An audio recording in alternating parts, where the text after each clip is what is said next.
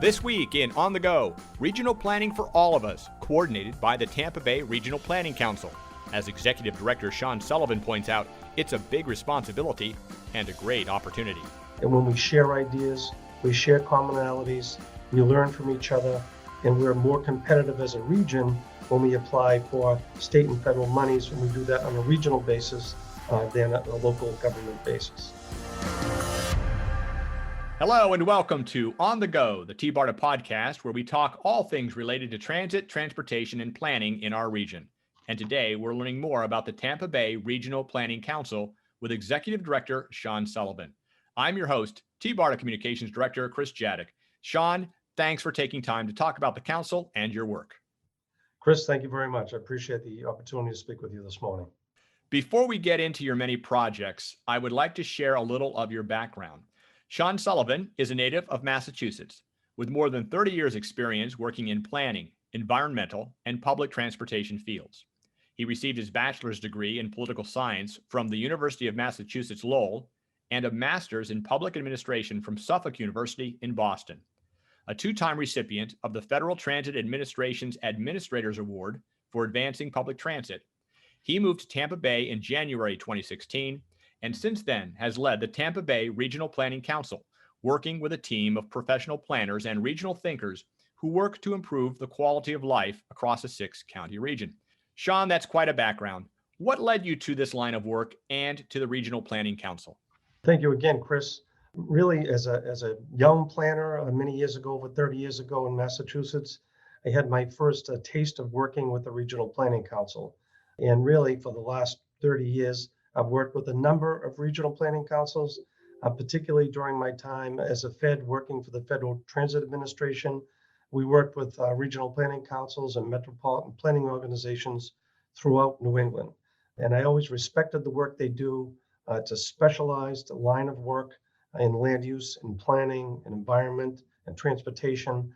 And when the opportunity arose to come here and move to this beautiful part of our country in the Tampa Bay region to continue that work, the opportunity presented itself, and I decided it was a good career move, and I haven't looked back since, and have loved every minute of it. It's a great job, it's a great region, and I'm proud to call Tampa Bay home. I appreciate that, and I'm also a transplant myself from Ohio. I will tell you, I don't miss the winters, so we share that and we enjoy that. So we're happy to have you here. Let's take a moment to talk about the Tampa Bay Regional Planning Council and your mission. To start, how do you describe the council, why you were formed, and what you're working to achieve? Thanks again. Chris, the Tampa Bay Regional Planning Council is one of 10 RPCs for short in the state of Florida. We're also the original Regional Planning Council, formed in 1962. Really, it evolved from the idea of the late St. Petersburg Mayor, Herman Goldner. His belief was to work together as a region with multiple cities and counties throughout Tampa Bay, and that we can advance planning and growth together. And when we share ideas, we share commonalities, we learn from each other, and we're more competitive as a region when we apply for state and federal monies, when we do that on a regional basis than a local government basis. That's very well said. I know TBRPC shares that same vision as we try to build out some regional transit in our area. So for the council, what are the six counties within your jurisdiction? Chris, we have 6 counties in the Tampa Bay region, our RPC region, starting in the north with Citrus County, Hernando County, Pasco County, Hillsborough County, Pinellas County, and Manatee County.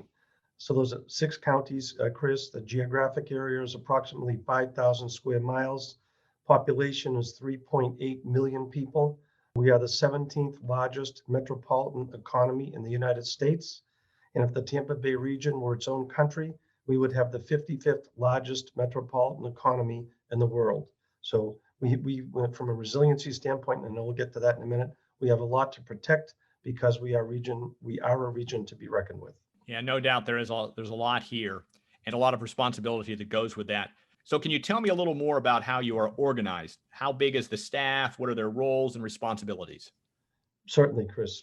We are governed by a governing board, which is one elected official from each of the 27 municipalities who are member governments, along with 11 gubernatorial appointees and 3 ex officio members. And the ex officios are SwiftMud, DEP, and DOT, all at the state level. And gubernatorial appointees, of course, are at the discretion of the governor, and then as an elected official from each of the municipalities we govern. So it's a very large board, the largest board that I've ever worked with, but also among the most enjoyable because we have our meetings, we have agenda items, we learn from each other, we learn from each other's mistakes, but more importantly, we build off each other's success. Our staff here is comprised of 13 professionals, most of whom are all professional planners. Certainly everybody here has a minimum of a bachelor's degree, and about 2/3 of our staff have master's degrees. And we work on a host of projects and initiatives, including transportation, resiliency, and each planner, if you will, has a specific role that they're assigned. And I'll give you an example. One of our planners manages the local emergency planning committee, which works with our member governments, particularly those in the fire service, to help categorize hazardous materials, help to train first responders so that when they arrive on scene, they know what type of hazardous material will be located in a specific facility, and then how to deal with that emergency. So that's just one microcosm of what our planners do. I appreciate you sharing that insight. That's very helpful. Well, like the TBRPC, TBARTA also has a regional focus. We are a state authorized district to advance regional transit across 5 counties, the same counties as yours with the exception of Citrus. Let's talk about regionalism and why that's important. Of course, we have city, county, state, and federal government. What do you say when asked why we need to add a regional authority into the mix?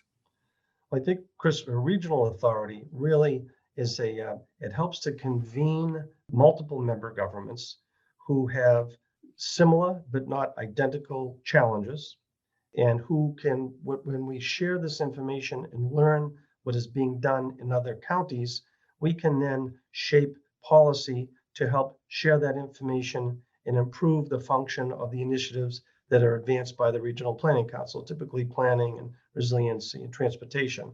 So I think the value to regionalism is that we bring multiple officials to the table, we identify unique challenges, and then we share what we've done as solutions to those challenges with each other. And then that helps to shape policy that we can then provide guidance and policy guidance to our elected officials to make the best decision they determine for their county and ultimately for the Tampa Bay region. Now, that makes a lot of sense, and we share that vision as well. As you know, TBARTA is focused on transit, and with your transit experience, I want to get your thoughts on that before moving on to some of the Planning Council's projects. Of course, TBARTA sees value in investing in public transit, both locally and with county transit agencies, but also regionally connect people and places, increasing economic opportunity and our overall quality of life. Compared to other regions, Tampa Bay relies less on transit and more on personal transportation by car, usually in single occupancy vehicles. Is Tampa Bay really that much different from similar regions that have invested in transit, or do you see transit as being underutilized here? Chris, I think my experience. I grew up as a kid going into, as we talked about earlier, to Boston with my dad and brothers to a ball game at Fenway Park, or going to a hockey game at Boston Garden. And we would take the commuter rail. We lived about 30 miles north of the city. We would think nothing of hopping on the local train station, and making our way into Boston. If we were going to Fenway Park on the other side of the city, that was a green line ride on the subway in Boston. Fast forward many years later to when I was in graduate school, same route. I would take the commuter rail into Boston. I would then hop on a subway up the hill to Suffolk University, and then subsequently, as a federal government employee working for the Federal Transit Administration, my commute was very similar. Commuter rail to 2 lines of the green line to the red line over to Cambridge to go to work. So public transit was something that's just ingrained in my blood, and it's really second nature in the Northeast. Many times, Chris, I would one of the first stops on the red line when I was heading into Cambridge to my office at the federal office building where I worked, the first stop would be at Massachusetts General Hospital, and there'd be multiple medical professionals, nurses, administrative staff. I'm sure there were doctors who would take public transit and get off at that stop to go to work that day. You would see lawyers on the Green Line oftentimes, and in the heart of downtown Boston, professionals using that train to get to work, both blue collar and white collar folks. Here, the options really aren't as great. Boston's been developed for many hundreds of years, and Tampa Bay isn't quite at that level yet. But I think the ability for transit to become a viable alternative for people to travel, to work, and to some of the wonderful environmental projects, to see, our beautiful ocean and beaches and sports. I mean, we are Tampa Bay for a reason. Transit, I think, can be improved and seen as a viable asset. The challenge is always light rail, for example, doesn't come cheap, and we realize that.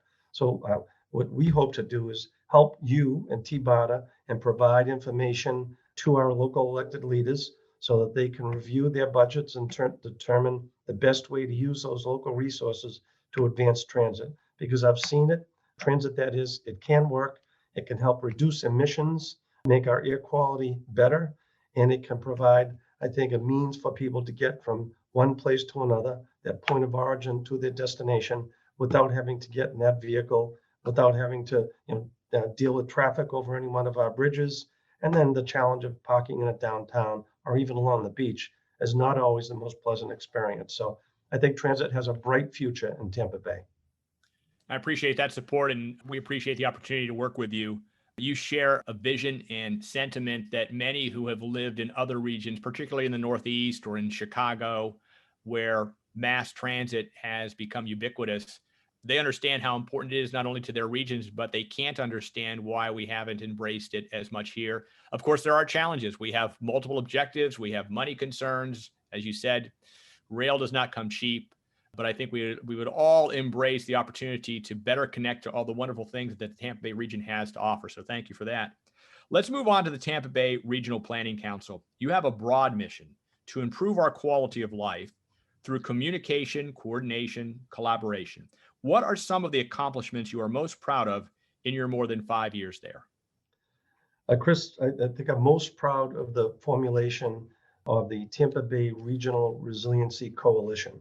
That is the brainchild of the Tampa Bay Regional Planning Council under the leadership of our elected officials, specifically Commissioner Janet Long as the chair of the steering committee. She has really helped to lead the effort. As of today, we've got 31 governments throughout the Tampa Bay region who have signed on and committed that we'll work to make this region more resilient. Additionally, we're very proud of a recent project that we completed called Hurricane Phoenix 2.0, which can be seen on our website. It's tampabayprepares.org and tbrpc.org. And that is about a 21-minute video that our partners, the Economic Development Administration at the federal government level, that we simulated a Cat 5 hurricane making landfall in Indian Rocks Beach in Pinellas County. The simulation shows not only the devastation along the water and along the barrier islands, but throughout the entire region. In fact, we showcased that at a recent statewide Florida Regional Councils Association meeting. We plan to present it at the National Hurricane Conference and also at the Governor's Hurricane Conference. So we're very proud of that accomplishment. And then we're also, COVID has really changed the way we conduct business, the way we do our work. We're convening more meetings now than we ever have. Our attendance virtually is about double what we would have when we had in-person meetings. So I make the case that while COVID has been a challenge for all of us, we have adapted and learned how to make virtual technology work to our advantage. We're advancing a housing study right now with the support from JP Morgan Chase Foundation. We're working with the Environmental Protection Agency to help advance our resiliency initiative. We're working with the Florida Department of Environmental Protection to help develop policy guidance for seawall and living shoreline guidance and initiatives. We're also working throughout the region, Chris, on 6 very distinct CARES Act projects that will help our regions recover from the economic impact of COVID-19. And then we're also, we have 3 economists who work here. One of our economists is working with the 9 other RPCs, the regional planning councils throughout the state, to develop a COVID economic impact report to their region, specifically how they have been impacted. And at the end of that project, we'll tie that all together and come up with a statewide impact report. So We're as busy as we have ever been since I've arrived. We realize that COVID has thrown us a curveball, but as I suggested, we've adapted, and our work really doesn't end. And we're here to help our governments succeed in hopefully the post-COVID era. Well, that's quite a list. Congratulations for all of that. And since you mentioned resiliency and how proud you are of the Resiliency Coalition, I want to jump ahead on our script a little bit and talk about that for a minute. It's increasingly a focus for many governments. We hear that word a lot, resiliency. Tell me more about the Resiliency Coalition. How does that work? The purpose, the mission, what you hope to achieve? Thank you. Yes, we formed the Tampa Bay Regional Resiliency Coalition in October of 2018 after a year's worth of fact finding, meeting with elected officials, meeting with government leaders, meeting with private sector leaders, developing a memorandum of understanding, which we then presented in the summer of 2017 to all of our member governments. Actually went to each government, explained to them the purpose of the MOU, and essentially it's working to collaborate to make resiliency almost a part of everything we do. Fast forward to 2021, as I mentioned earlier, we've got 31 governments now who signed on. We've had over 90 private sector partners have agreed that they will work with us to help develop a more resilient region. We are a year into the development of our Regional Resiliency Action Plan, which we will be presenting in draft form at our Resiliency Summit this year, which is actually next year in January, which is scheduled for January 27th and 28th. Between now and then, we'll be meeting with elected and government leaders to seek their input. We have spent the last year working on development of this Regional Resiliency Action Plan. Our initiative is the 16th resiliency initiative of its kind in the United States. So we're very proud of that. We're also very grateful to the state of Florida legislature, who this year made resiliency a priority of their legislative session.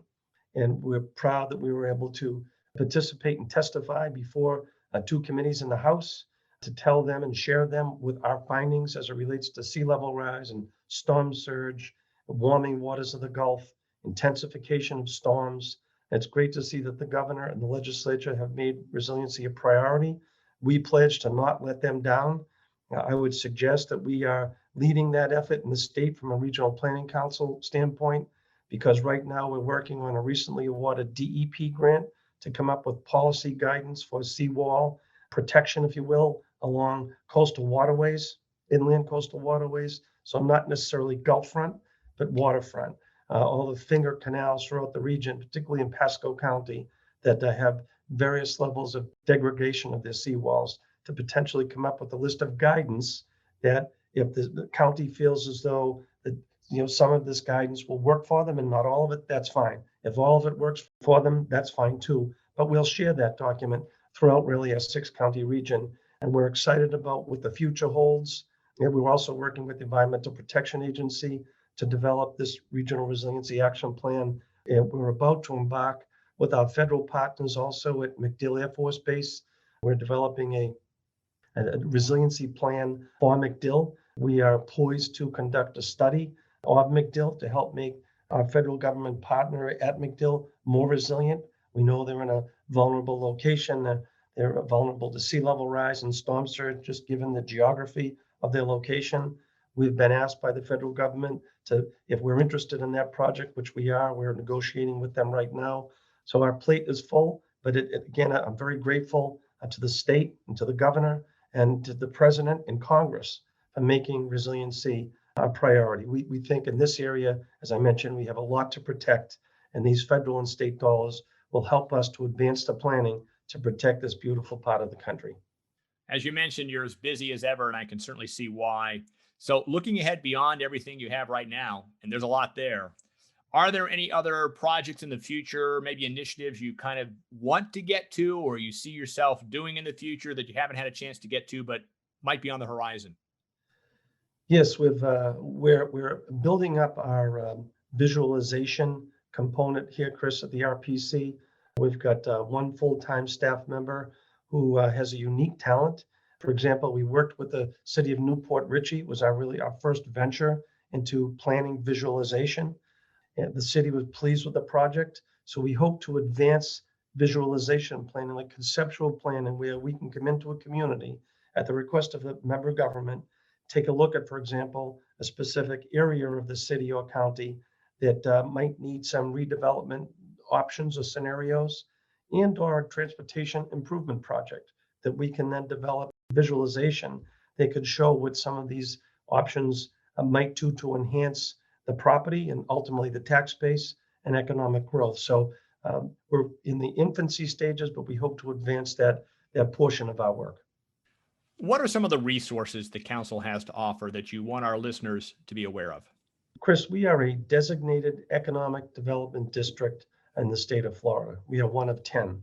The United States Department of Commerce Economic Development Administration has to approve a comprehensive economic development strategy every year, and then a comprehensive update every 5 years. We are the EDD for the Tampa Bay region. So if folks in county and city governments would like to access funding from the Economic Development Administration, we get funding from EDA to help advance projects in our region. So if there's an inquiry or a question about the potential source of federal funding and does a specific project qualify for federal funding, we are the buffer between the applicant and the federal government. And we're happy that we do it all the time. Take a look at your project, we give you some guidance, we'll contact our federal partners, we'll schedule a meeting, and we'll help you put the application together and sharpen it, fine tune it to make it competitive for federal funding. Excellent. Well, that's good to know you have those great resources available. Let's turn now to the weather, because if you live in Florida, at some point you're going to talk about the weather. So now's as good a time as any. As we record this, we are in the midst of hurricane season. September is just around the corner, and that's usually when activity peaks. But hurricane season lasts 6 months, and of course, being prepared is a year-round activity. No doubt if a storm threatens, it's going to be a regional emergency.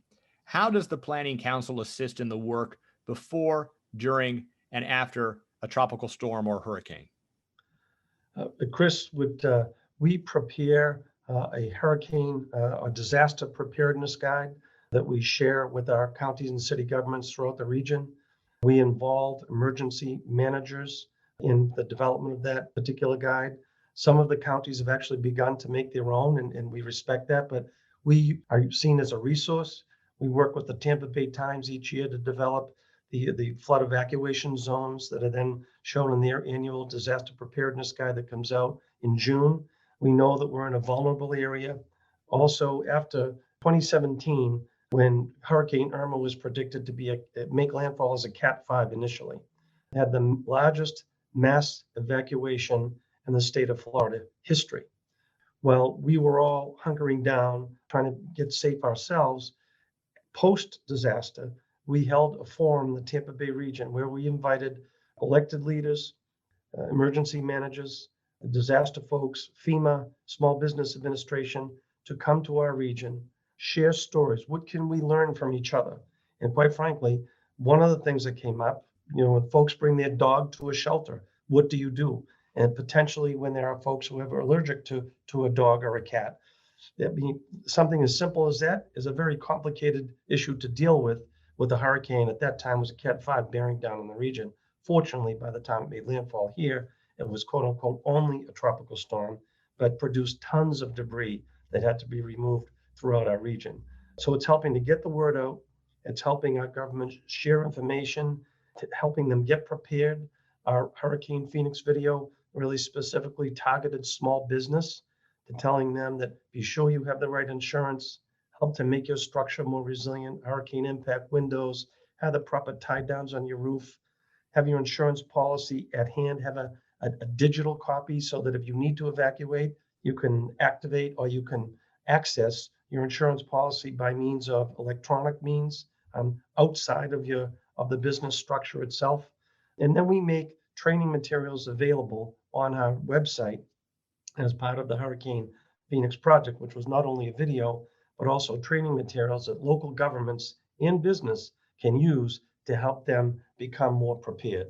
So if I can quote Commissioner Long, former chair, she says, living in the Tampa Bay region, we truly live in paradise, but living in paradise comes with great responsibility. So we like to help share the need to be responsible, to respect our environment, to embrace what we have, but to never let our guard down. We've been relatively lucky here in the Tampa Bay region as far as avoiding storms, but we know we're among the most vulnerable locations, not only in the country, but in the world. So the more we prepare, the better off we'll be should that inevitable storm make landfall in this region. Very well said. And related to that, I have another question to ask regarding COVID and hurricane preparedness. This was not on our prepared questions, but if you have some insight on that, I'll ask you right now. Sure. How has the COVID situation impacted hurricane planning, especially if it might relate to sheltering, where a lot of people would have to quickly get together and hunker down? COVID has had an impact with the disaster preparedness for sure. What we suggest now that people add to their disaster preparedness toolkit, hand sanitizer. Don't leave home without it. A mask. Have multiple masks, because if you have to relocate to a shelter for multiple days, it would, and they're limited power, perhaps power that's intermittent. It gets pretty warm and hot and humid here in Florida during hurricane season, and you want to protect yourself and your family. So have masks, bring your medications, use a shelter as the least desirable and last option. Try to relocate with family and friends if possible, or perhaps a hotel or motel if you can afford to do so. If sheltering is the only option, be prepared that you're going to get about 6 square feet per person. It's not a whole lot of room, but don't forget your mask, don't forget your hand sanitizer, don't forget your medicine, and plan ahead so that you have this package, if you will, ready to go should you need to leave in a hurry. No, that's good advice. And certainly never let your guard down. It's easy enough when we have calm days like today to think, well, it never comes this way, but it does. And we're playing the odds. It's just a matter of time before the next storm comes our way, and people do have to take that proactive action. Well, we're winding down here. I want to ask you one final question. As mentioned earlier, we have many different governments on the local, state, and federal level. Finding a consensus among local leaders whose primary mission is to represent their local constituents can be a challenge. What's the key to bringing diverse viewpoints to reach a consensus, which is needed before any regional action can be taken? Chris, I've always been trained that being a good listener and being willing to compromise and not get everything you want every time there's a challenge are traits that I've learned here, not only throughout my career, but from the elected and appointed leaders of the Regional Planning Council. We work together to get through challenges. We know people have different points of view, and that a healthy discussion with opposite opinions is a good thing.